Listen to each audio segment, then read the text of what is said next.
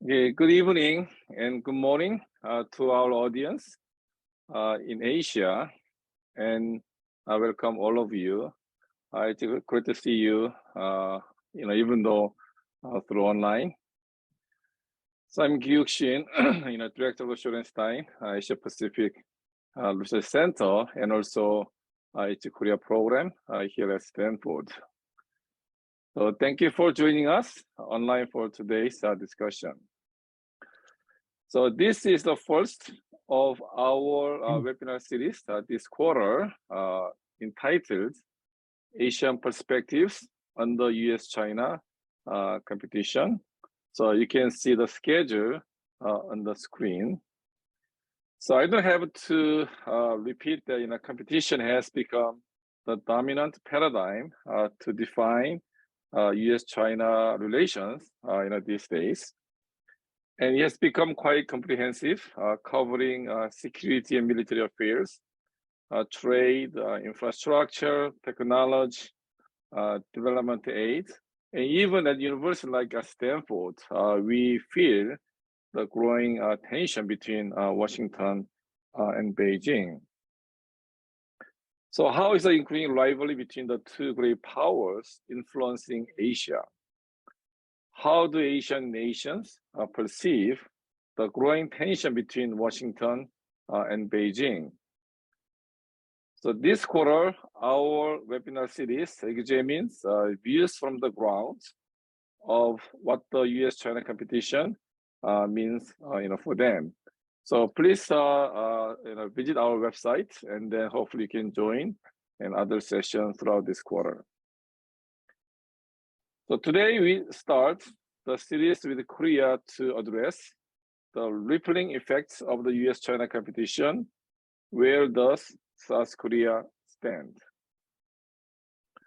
Okay, like other nations in the region, South Korea has increasingly been in a difficult position with the growing competition between U.S. and China.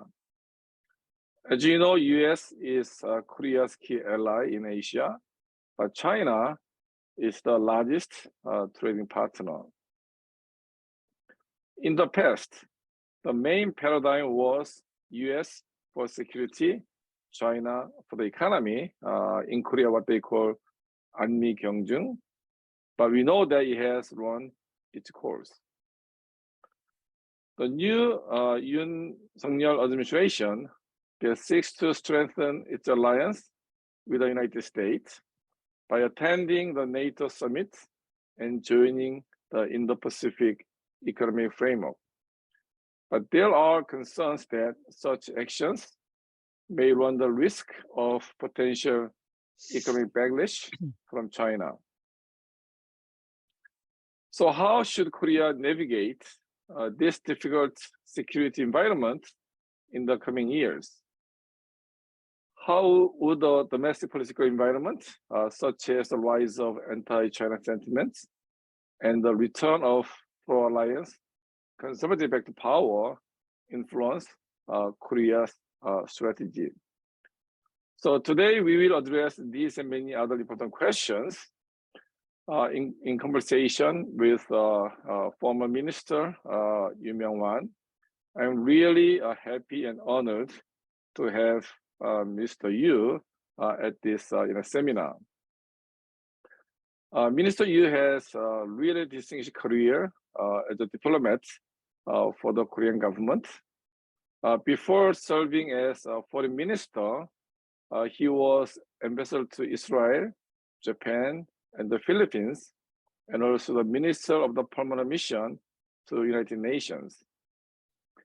After his retirement from the foreign ministry, Minister Yu was a board chair of the Sejong University in Seoul. And then I'm very proud to say that he was a visiting fellow at our center some years ago. He is currently senior advisor at Kim Jang Law Office in Seoul. Okay, today Minister Yu will be making some brief opening remarks, and then he will be engaging in a conversation with me before opening for questions to the virtual floor. So as usual, please submit your questions via the Zoom Q&A button. So thank you for joining us, and please welcome Minister Myung Hwan. Hi, good evening in Palo Alto and good morning in Seoul. Professor Shin, thank you for your kind introduction. I'm really very honored to be your guest to discuss on these important topics.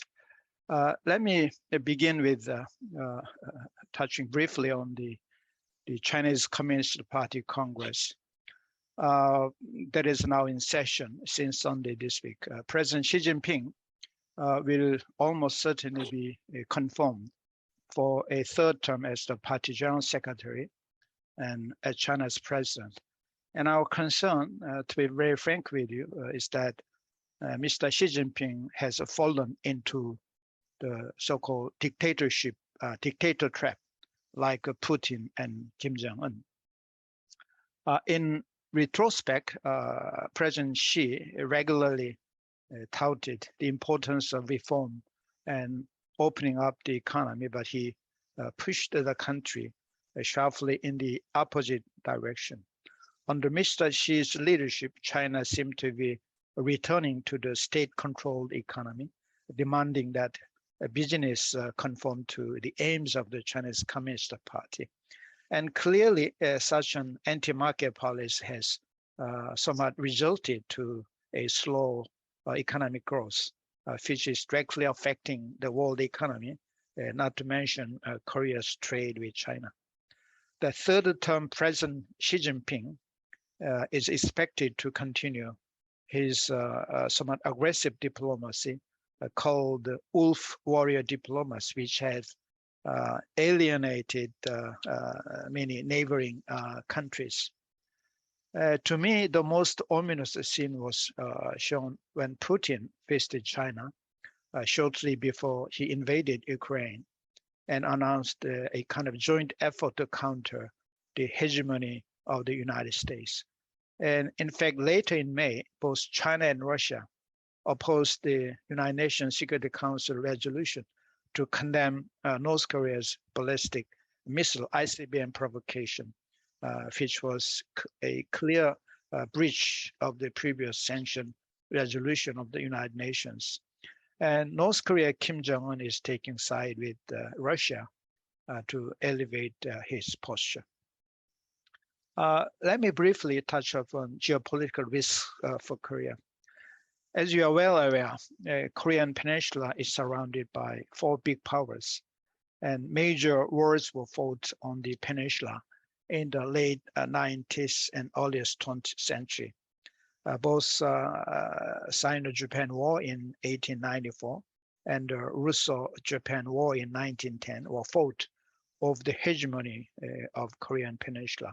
And in 1950, as you know well, Korean War was planned by both Stalin and Mao of China at the suggestion of Kim Il-sung to communize whole Korean Peninsula. Korea today could not have existed if it were not for the noble sacrifice of 57,000 young American soldiers who lost their lives during the 3 years of brutal international war. Korea now is prosperous, democratic, and 10th largest economy in the world. But geopolitical risk of Korea will remain the same. It will not go away. Now the rising power, namely China, is challenging the U.S. hegemony in the region. So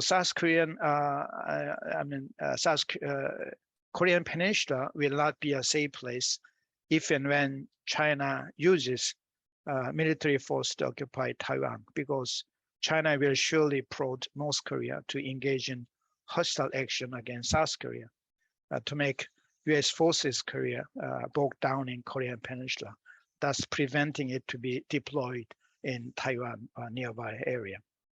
China also will continue to use North Korea as a buffer to counter U.S. influence in the region. But the biggest mistake China committed was the fact that North Korea was allowed to develop a nuclear arsenal. Once in 2005, the United States and China agreed to convene 6-party talks to stop North Korea from developing nuclear weapons, but China has never been serious to prevent Kim's nuclear ambitions.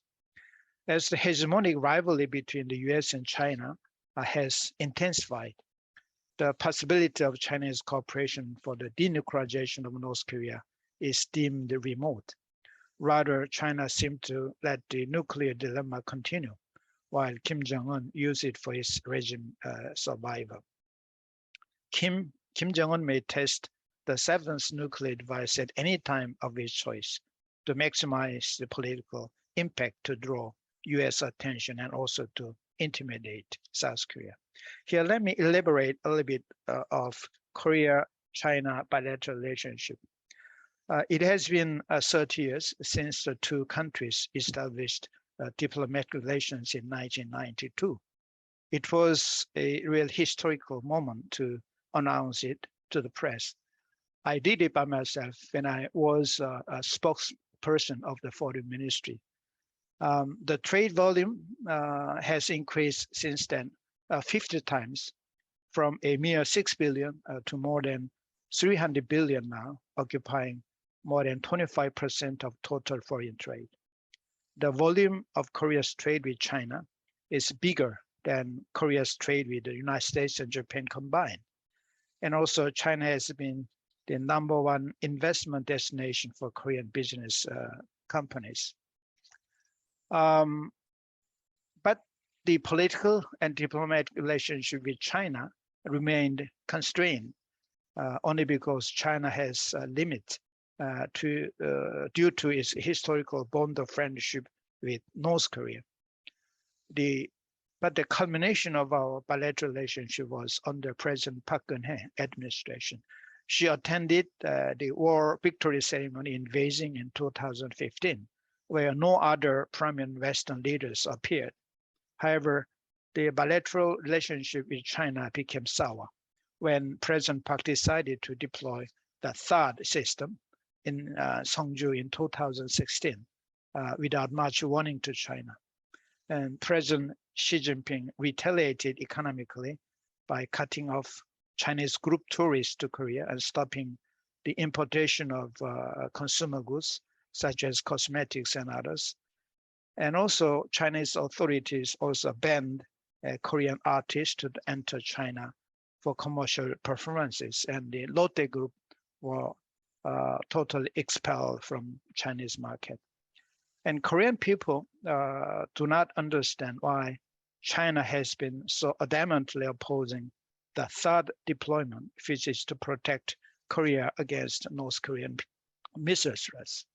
And as a result, the recent Pew Research Center survey reported that more than 80% of Korean people do not have a favorable view of China. The situation has been exacerbated because of Chinese aggressive diplomacy and sometimes rude behavior towards South Korea. What's the Korea's choice then? And many people say that Korea will be in a difficult position to choose between the US and China. It is true that, as Professor Gi-Wook mentioned, that Korea is heavily dependent on China economically. Therefore, Korea will surely face strong repercussion from China when Korea takes side with the United States. China already showed displeasure to Korea for participating in NATO summit and joining the IPEF and Trip for Initiative of the United States. However, Korea's choice was already made a long time ago when America intervened in the Korean War and saved Korea from being occupied under communist aggression. More importantly, China does not share Korea, and China does not share the universal value of mankind. So Korea's policy direction is clear enough so as not to give a false expectation to China. Of course, this does not mean that our relationship with China is not important. One of the major considerations for Korea to cultivate a closer and better relations with China except for economic advantage, is to urge China to pressure North Korean leadership directly to give up the nuclear program. We believed that Kim's nuclear ambitions will work against the strategic interest of China in the long run. That was what the President Park Geun-hye said to the United States side when she climbed up to the citadel of Tiananmen Square. In fact, Korea cannot afford to antagonize China or ignore Chinese strategic interest in the region. That was why former President Kim Dae-jung in 1998 made an important decision that Korea would not join the United States missile defense system from the very beginning. Lastly, one more point. Most Korean people firmly believe that a strong alliance relationship with the United States will only guarantee the sovereignty of Korea from the geopolitical risk of the Korean Peninsula. Also, the trilateral security and economic cooperation between U.S., Korea, Japan will be essential to substantiate the alliance relationship between the United States, Korea and the United States. Thus, the new Korean government, Yoon Suk-yeol government, is endeavoring very hard in order to fence-mend the broken relationship with Japan by all means. I'll stop here and I will answer to any questions you may raise regarding this issue. Thank you, Professor Shin. Okay, thank you, Minister Yu, for excellent, but also very concise summary of the current situation with historical background. Let me maybe start with your last point about Korea, Japan, U.S. Trilateral Cooperation. And we know that it's a very complicated relations between Korea and Japan. And I think many people expected the new government to improve relations with Japan. And I think they try. And also we know that, Japan and Korea, South Korea, share many strategic interests with each other, like a rise of China, demographic crisis, they are liberal democracy and so on. So can you maybe tell us a little more? I understand you are going to Japan next week. What is going on between Japan and South Korea? Why they couldn't really improve more quickly their relations? Well, actually, the people-to-people, relationship with Japan, between Japan and Korea is very good. But unfortunately, during the last administration, liberal Moon Jae-in administration, politically it was utilized, and unfortunately, the agreement made in 2015 to solve the comfort woman issue was abrogated by the outset of Moon Jae-in government. And at that time, it was Kishida, the then foreign minister, who signed the agreement. So he was so much disappointed. And the other issue is the forced labor issue during the war period. Also, the previous government totally abandoned any effort to resolve that issue. It's not easy to resolve, but as long as the top leadership has a strong political willingness and try to invest the political, capital, we can resolve it. Already, this government suggested some solution way out to Japanese side, but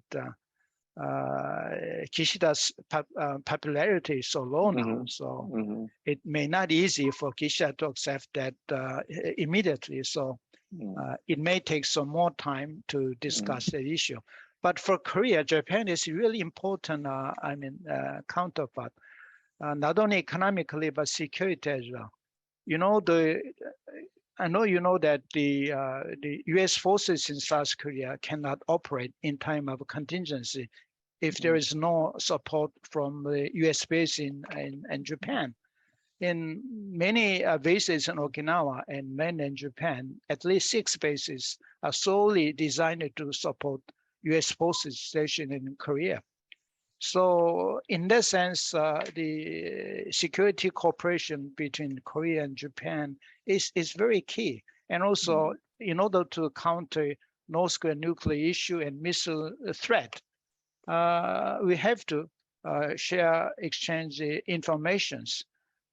So we agreed on so-called GSOMIA, that is to protect security of the information exchange. So all in all, the trilateral security cooperation between three countries, the United States, Korea, Japan, is essential in time of contingency to defend South Korea. So it's not a choice, it's a must. So what I'm saying is that in order to strengthen our bilateral relationship with the United States, we have to improve relations with Japan first. That was the philosophy that President Yoon has in mind. So I believe that we can resolve this conundrum sooner or later, but we shouldn't be in a hurry because there are some kind of danger of being utilized by the other side of the political spectrum. So already there are some kind of instigation regarding the anti-Japanese sentiment in South Korea. There is some undercurrent sentiment in the mind of South Korean people, but ordinary people do not have that kind of mindset because before the COVID-19, more than 3.5 million South Koreans visited Japan. If they really don't like Japanese, they do not go to Japan for tourism. So I think people to people, religion is good. The politics is wrong, but that's what I'm saying. Yeah. So I heard that now the Haneda Gimpo route is now totally booked. Yes. So many people going to visit Japan and Korea each other. So that's correct. So now let's come back to our main theme. As you mentioned, then also we know that it's becoming more and more difficult to de-link economy from security, especially in high-tech area. And U.S. is making new laws and also establishing international framework like IPEF and so on. And then, as you know, many Korean companies like Samsung, SK, Hyundai Motor, they were really supporting such efforts, by investing in the United States. But in recent months, certain law like Inflation Reduction Act that prevented, Korean EV, electric vehicles from getting tax credit. And I know some Koreans were very unhappy, and even some of them saying they almost betrayed by the United States. So, we know that the new government is trying to improve or strengthen alliance. And as you mentioned, there's growing anti-China sentiment in Korea. At the same time, I'm not sure the U.S. is really helping South Korea in their efforts to strengthen the alliance. So, and this may not be the last one. So how should Korea handle such an issue? Because once again, one hand they like to strengthen alliance with the United States, but sometimes U.S. may not respond as the way that South Korea wants. Well, the paradigm that, as you mentioned at the outset, while relying on United States for security and also depending on China for economic prosperity, that, the paradigm or framework wouldn't work in the future, as the competition or rivalry between U.S. and China is being intensified. As you mentioned, that the recent IRA law is really disappointing. Hyundai Motors and Kia were together number 2 in the U.S. EV market after Tesla, with combined market share of 9.1% at the end of July, the month before the EV tax credit went into effect. But in September, 2 months later, Hyundai Motor sale of EV dropped by 34%, and Kia sale also dropped by 16%. It's only because the Korean EV were not eligible for tax credit. That's why Korean government is strongly requesting that a waiver given to Korean EV makers for some time until they are being prepared. To be frank with you, as you mentioned, that Korea is feeling a little bit betrayal by its ally since IRA violated Korea-U.S. FTA agreement. And such a feeling of betrayal is compounded because of the investment that Korea made in the electric vehicle, battery, and semiconductor industries in the United States over the couple of years. And just months before Biden signed the IRA into law, he stood with chairman of Hyundai in Seoul to celebrate the new investment in EV and battery manufacturing facilities in Savannah, Georgia. Therefore, I think it's a bit shock to Korean people. It became a political issue now, but I think the dialogue is going on well. So I heard yesterday that at least 2 years of waiver will be given Korean automakers, but we'll see what will happen. So what kind of advice then would you give to both Korean and US government? Well, I think, as I said, it's not a matter of choice. It's a matter of survival. So we have to adjust our, stance, situation. But the diversification of supply chain cannot be done overnight. With the Korean, EV battery manufacturers are heavily dependent on China for its source materials like rare earths, cobalt, and lithium. Of course, they can be mined in other countries like Indonesia and Australia. But the refining facilities are in China. Almost 70% of world refining facilities are located in China. It's mainly because the advanced countries are avoiding setting up refining facilities in their soil because of the soil contamination and other environment hazard threat. So that's a fact. So we need some time to adjust ourselves. It's not a matter of can be done fixed overnight. So that effort will continue, and persuading U.S. government to give us some waiver, some time. So as I said, we have to adjust it.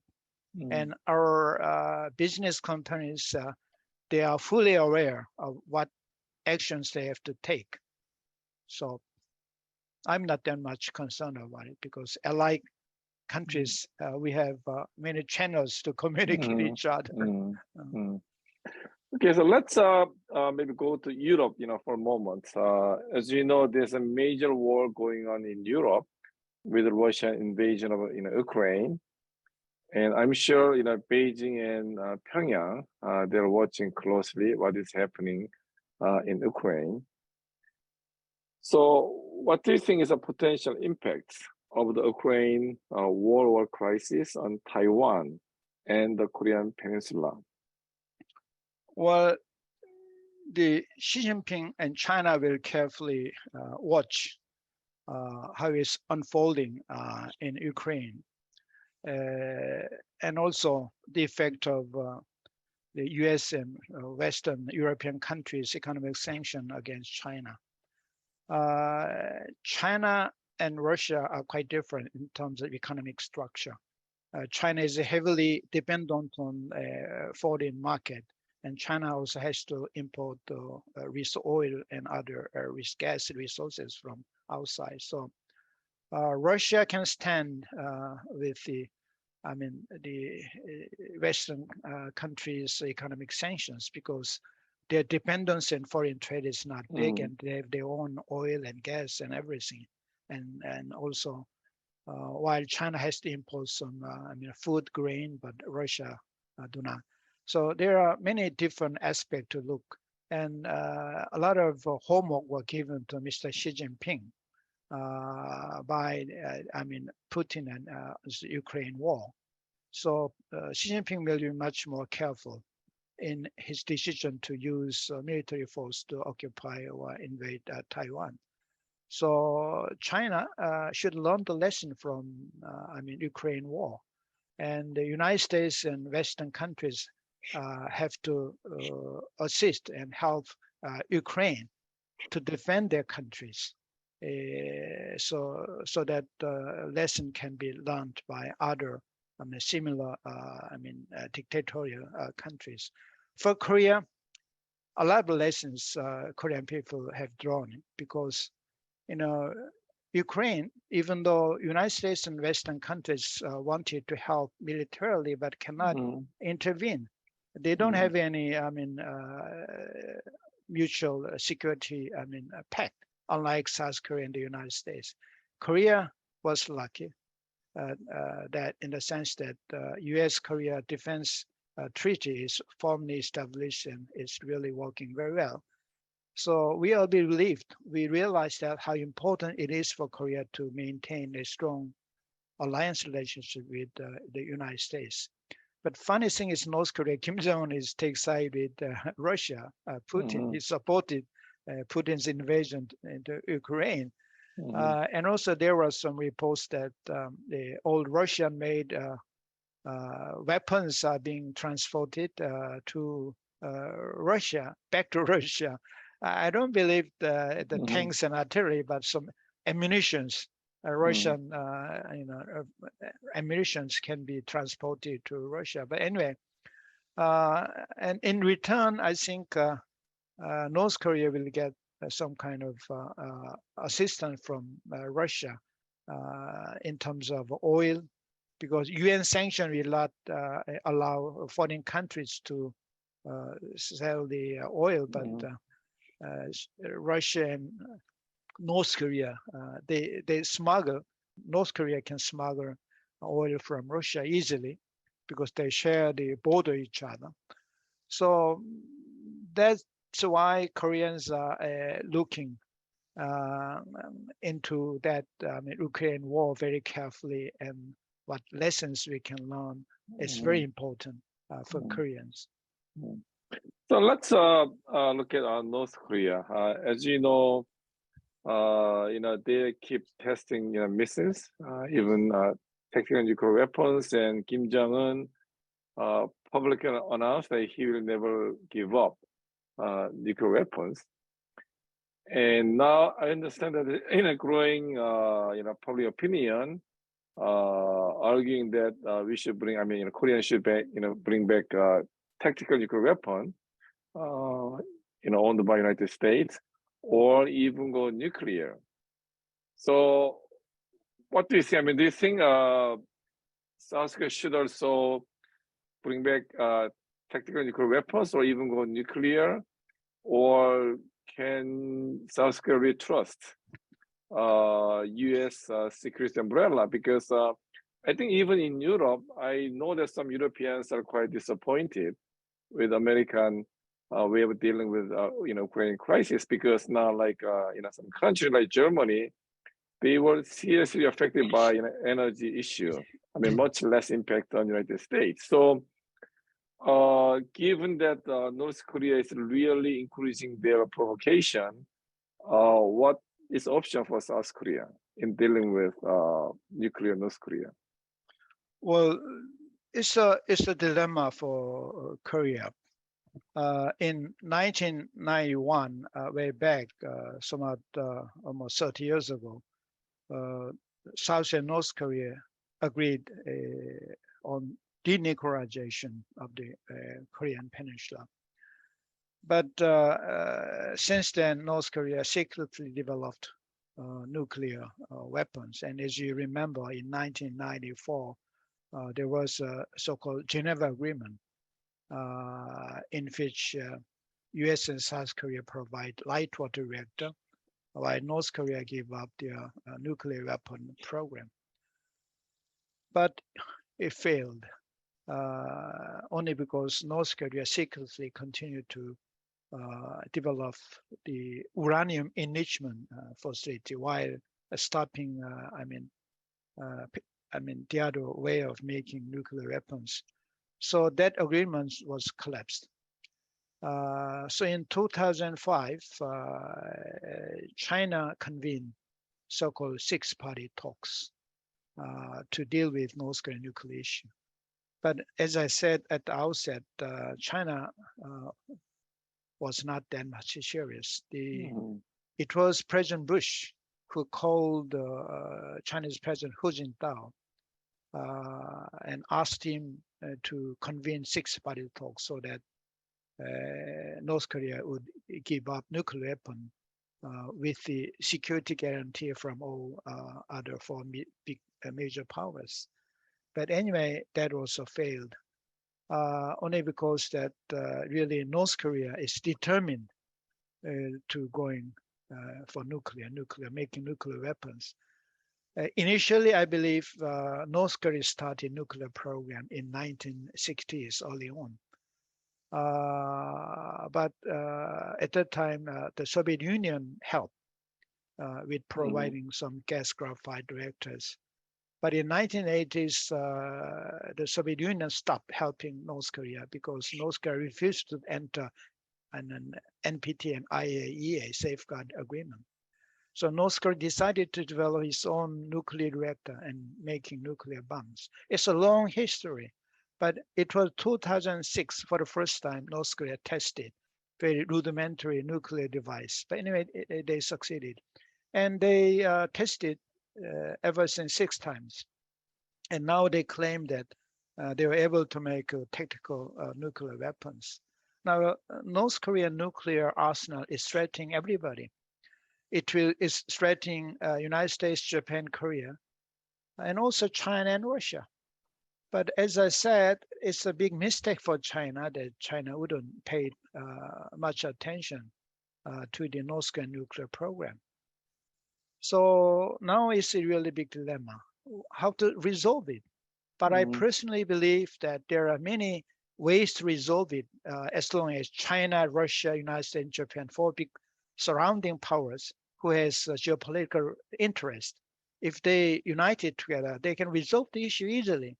So what I'm thinking is that bringing in tactical nuclear weapons to the Korean Peninsula again, which was removed in 1991, it's not an option. It's more dangerous. Also, China will respond very negatively as South Korea is deploying nuclear arsenal in their soil. I don't think China will be happy and Japan will not be happy. And also, going for nuclear by ourselves is not an option. It's a violation of NPT regulations, and the United States wouldn't allow it because the non-proliferation is very important guiding principle of the United States foreign diplomacy. So Korea cannot go against American, intentional policies. So if we go ahead going nuclear on our own, I think Korea will be sanctioned, but Korea is really heavily dependent on the foreign trade. Almost 80% of our GDP are coming from foreign trade, so we cannot survive. So, and both ways are not option, even though there are many editorials and experts are saying that we have to bring in tactical nuclear weapons to counter North Korean nuclear arsenal, but I don't think it will work. I don't think it will be an appropriate, alternative for Korea. I think then maybe 2 follow-up questions. One is, as I understand, majority of Koreans support, either bringing back tactical nuclear weapon or going nuclear, and then the number may increase in the coming years. So how are you going to deal with public opinion? That's one question. The second one, you mentioned bringing back China into the table, asking for their support. But then now, the growing tension between U.S. and China, it may be now more difficult to get cooperation from China in dealing with North Korea. So in this political environment, how to manage public opinion, and at the same time, how to bring China back into the table, asking for their support and cooperation. The North Korean policy toward China and Chinese policy to North Korea is reciprocal, but there's some kind of very funny, relationship between, Chinese policy to United States and China's policy to North Korea. If U.S.-China relationships getting worse and difficult, China wouldn't, cooperate with South Korea and the United States to denuclearize North Korea, because China consider North Korea as a strategic buffer zone to prevent, U.S. forces be stationed in the Korean Peninsula up to Yalu River if and when Korea was united. So unfortunately, Chinese perception toward North Korea is influenced by its relationship with the United States. So if U.S.-China relation is good, is maintain working relationship, and China, help, try to join our efforts to denuclearize North Korea. But in recent months, as I said, Sino-U.S. relations getting very, worse and intensified, and rivalry is going up. Chinese motivation to help us to denuclearize North Korea is not that strong. It's quite unfortunate kind of paradigm, but that's a reality. China is very much conscious about geopolitical location of North Korea, so use North Korea as a real buffer zone to counter American influence in the peninsula. That's quite unfortunate. Also, it's not a majority who support. Korea is going for nuclear and bring in tactical nuclear weapons. There are some conservative scholars in Korea who are advocating that idea, because North Korean nuclear threat is no longer hypothetical. It's a real threat.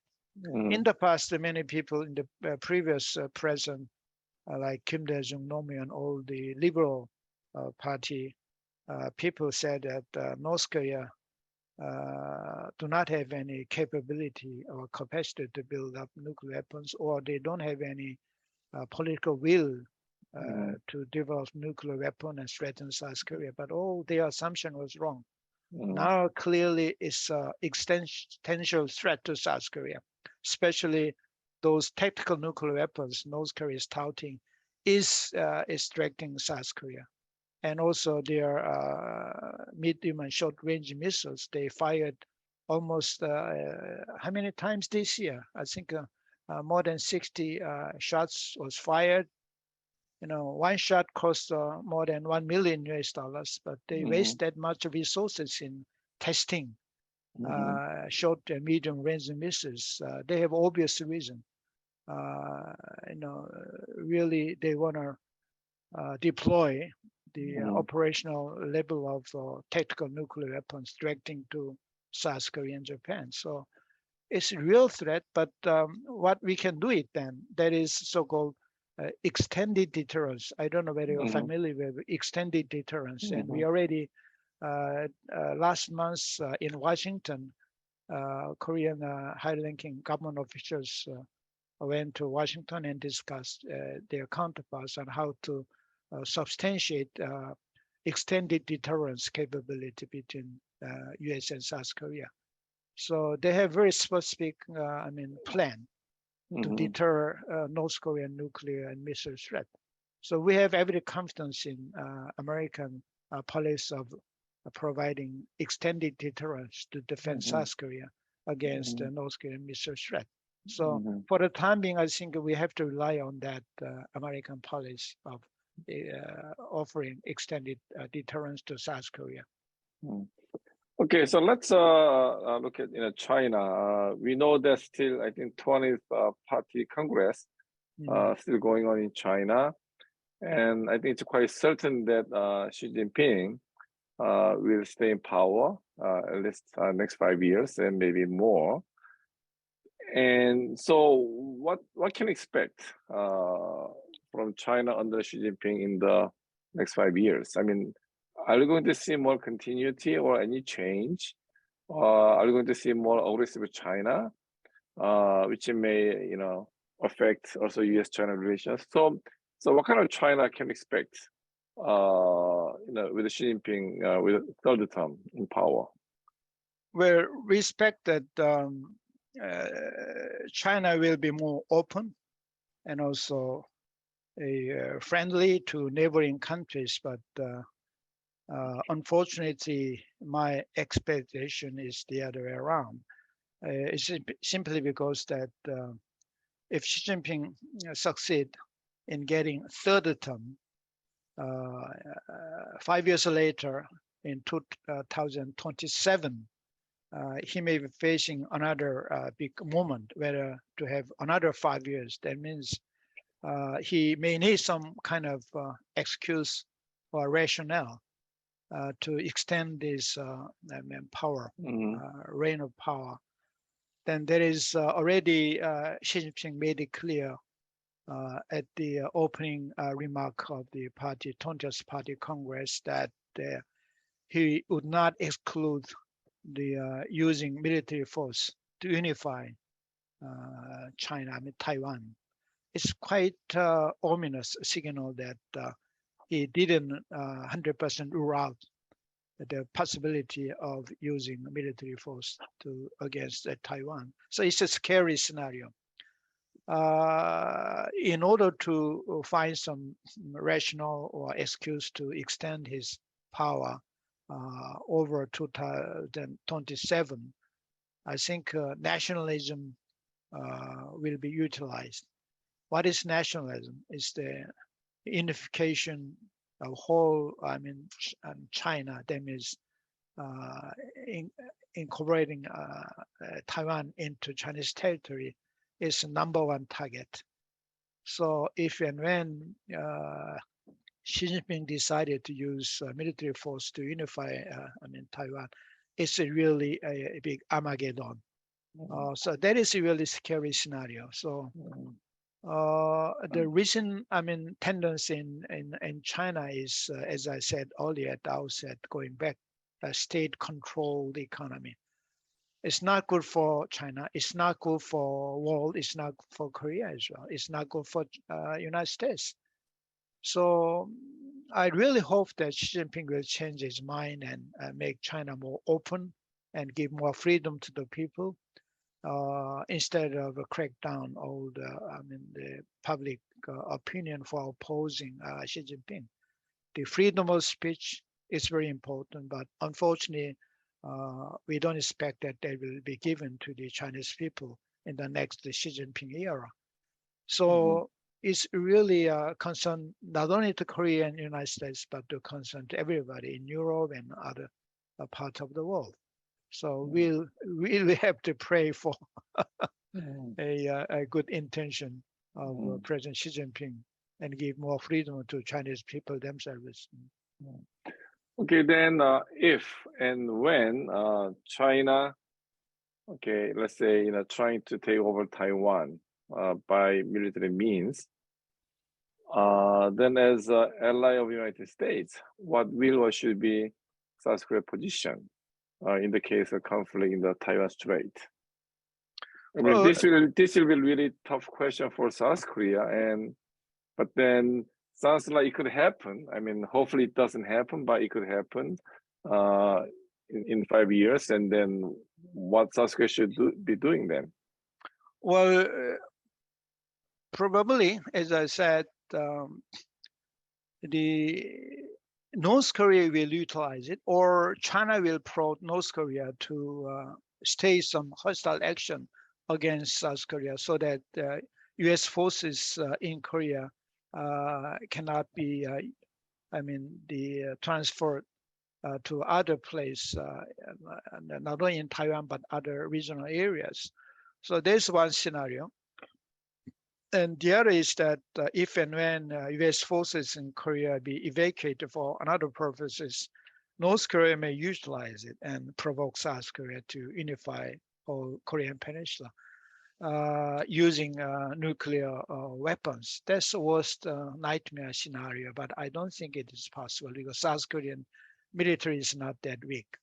So, but already those American strategic asset, I mean aircraft, reconnaissance aircraft and others, are being deployed to nearby South China Sea already. But sending troops is out of question because Korea cannot be involved directly with the Taiwan conflict because we are sharing border with China, even though we have North Korea there. I believe North Korea will take side with China. So it's the same as that we share the border with China. So we have a more immediate threat from North Korea and China.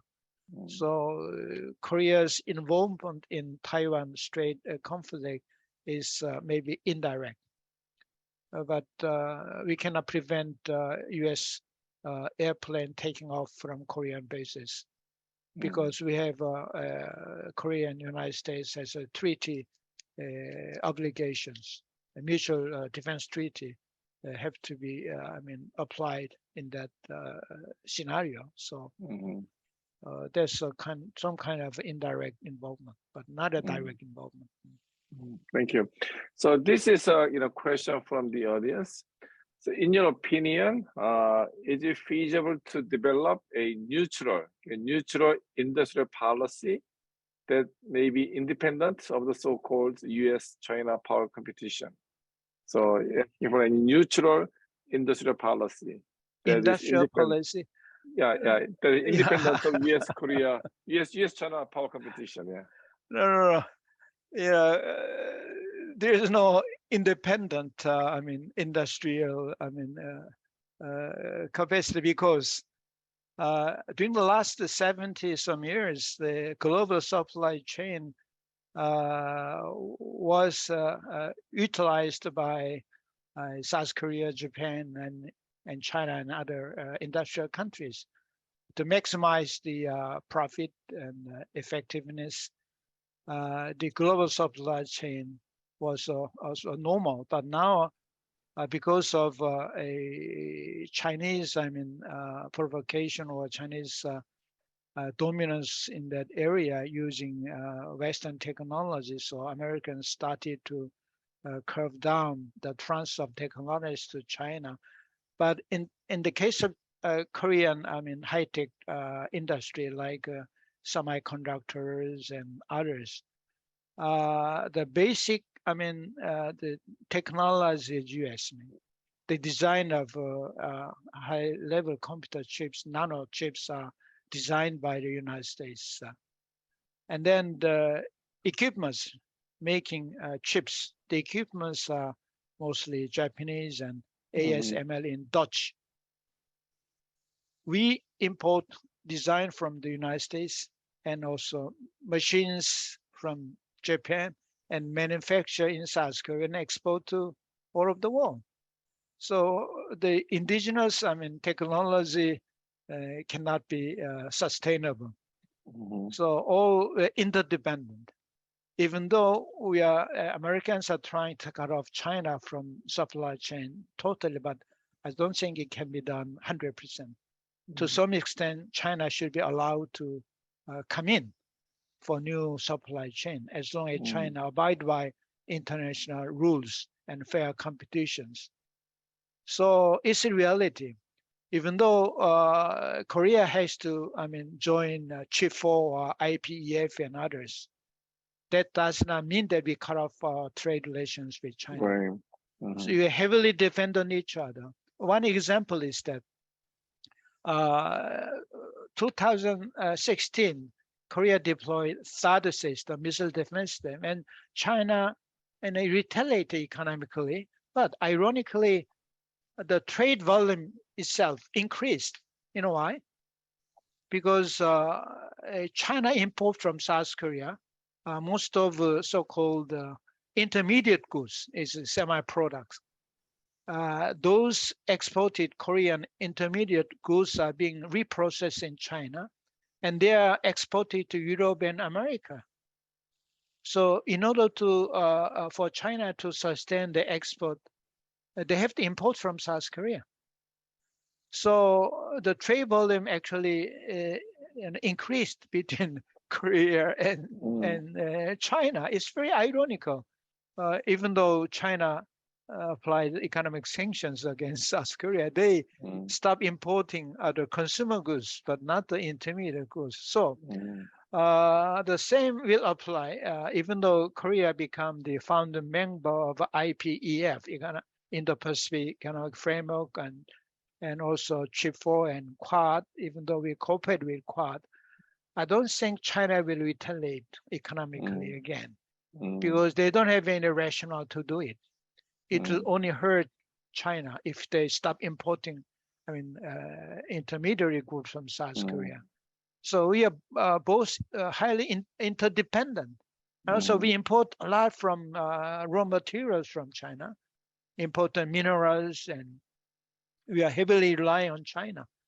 In order to make electric vehicle battery, we almost those key component materials, 80% of that materials we import from China. So theoretically we can be independent, but actually in fact it's not possible. It takes time. So I'm not that much optimistic that we can have totally a separate supply chain excluding China 100%. So there's nothing independent industry. We all interdependent. That's the world now. That's why I really hope that China will again become more prosperous, more open, and also closer to, universal value of mankind. Okay, so we are running out of time. So let me ask the final question also from the audience. So are there any areas for trilateral cooperation on mutual topics? Trilateral among China, US, and South Korea, such as climate change, pandemic response. So we've been talking about, competition, confrontation, conflict, but are there some area of cooperation among three countries? Well, that's a good question. It reminded to me that when the North Korean nuclear issue was popped up in early 1990s and become more serious in early 20s, 2006, North Korea tested for the first time nuclear device. At that time, Korea really wanted to have trilateral cooperation or trilateral contact between Korea, US, and China at the political level. But those security issues, China didn't respond at all. And also, United States was a little bit reluctant to do it. So, but Korea's really wanted to have that kind of a trilateral consultation mechanism, including China, US. But as you mentioned, non-political security issues like a pandemic or climate change, I think we have to do it. Especially climate change-wise, China should play a very key important role, and Korea the same. So Korea, U.S. China's trilateral cooperation on climate change is a must. We have to do it, and also we are trying very hard to, have more dialogue with China. To resolve those, smog issue. In the springtime, there's a lot of smog, hazardous smog coming from mainland China to South Korea, because following the wind direction change and the wind blow from west to east. And so there's a lot of discussions among working level, but not the highest political level. Also pandemic issue, and there are a lot of demographic issues, also we have a lot in common. So I think that kind of trilateral cooperation is very important, and Korea badly wanted. But how we can persuade China is a key issue. But also China may feel necessary to do it as long as United States and South Korea is cooperative with China. Okay, thank you so much, Minister Yu. It has been, wonderful conversation, and thanks so much for sharing your insight and experience. And I'm glad to end with a more positive note for possible cooperation among three countries. So we will resume our webinar 1 week from today. Next week, we will talk about South Asia. So please join us. And once again, thank you, Mr. Yu. Hopefully, we can bring you back to Stanford in person when things get better. And then thanks for your time. So everyone, good night or have a great day. Thank you. Bye. Thank you, Professor Shin. I had a wonderful time talking with you. Thank you. Thank you very much.